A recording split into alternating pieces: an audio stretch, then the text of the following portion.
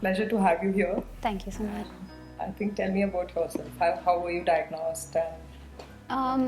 So I was diagnosed in December of 2019. So I had found a lump in my breast, and my grandmom had gone through a similar experience. So as soon as I felt it, I thought that it should be taken seriously. And I came to see you, and you were the one who had said that it was a lump that we needed to do further testing on, do a PET CT, and do a biopsy. And after we did all of that, we found out that it was cancerous, but it had not spread, so it was still contained in the breast tissue itself. And that's when we found out, with further testing and histopathology and everything, that it was a triple negative stage 2 breast cancer. I was about 28 at the time, and yes, so that was how I was diagnosed. So what was your treatment profile like? It was chemotherapy, 16 cycles, followed by surgery to remove the lump, a lumpectomy, not a mastectomy or a double mastectomy or anything. And then it was radiation for about 6 weeks. So that was the treatment. And then you had also suggested, because I had it at quite a young age and we have a history of cancers in my family, to do a genetic testing. So we did a genetic testing because on my mom's side and my dad's side, cancers were pretty frequent and common.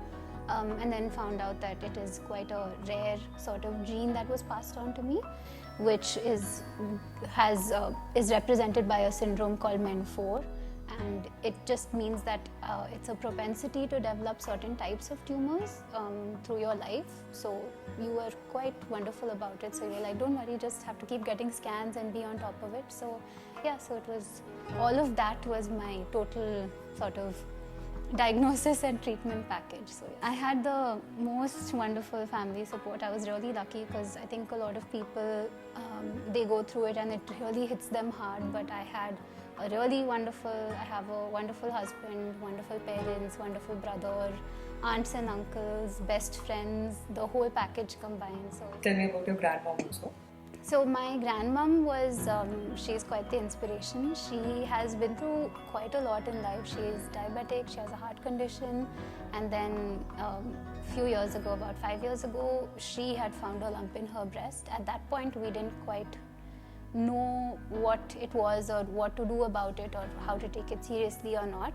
My best friend's friend actually had recommended that we come and see you. So when we came and saw you, you had, you met my grandmom and you said that she's, even though she has diabetes and heart condition and she's old and everything, she's quite resilient, which she was and she still is. So inspired by meeting you and our conversation with you, and felt so much of hope, which we actually had not felt before. The whole procedure had been clinical, and when we met you, we genuinely felt like there is some hope and chance for her. And so then we brought her to you, we started the treatment. Yes, she was stage 4, and we managed her, and you managed her quite wonderfully. The staff was wonderful, the nurses were wonderful in treating her. I mean, she has a support system, but she had you as well, and you kept motivating her to come. She's doing well. So Kritika, I think you were in touch with us also because of your grandmom, and you would bring her to the hospital. And probably that's the reason you quickly consulted me when you had a lump. But would you think this happens routinely? I mean, especially in your age, would people be worried for such lumps and go to the doctor? I hope that, considering breast cancer especially does have a decent amount of awareness in today's society, that people take it seriously. But I do know when I was diagnosed, when I first felt it, I myself, even though my grandmom had been through the same thing, had a delay of 1 month in coming to see you, because I was like, oh, it's not anything, or I was busy with work and I was like, I'll go, and I kept sort of putting it off. And it is quite serious. Actually, it is so surprising that, I have had couples, husband, wife, in which I'm treating the husband.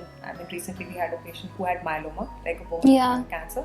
And wife was sitting with this lump who was coming frequently to see us. But she never told us, and it was a locally advanced breast cancer. Oh no. So in spite of people having something, going through the same process, sometimes I think something which make them hesitant and not show up. Yeah, women especially have a propensity to not take things too seriously because they're looking after other people, they are busy with their lives and maybe as care.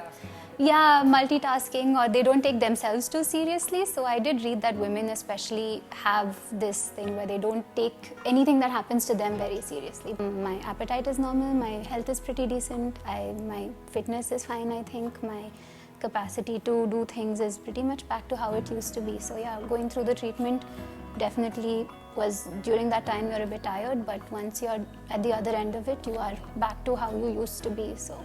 But yes, definitely living my life quite happily now.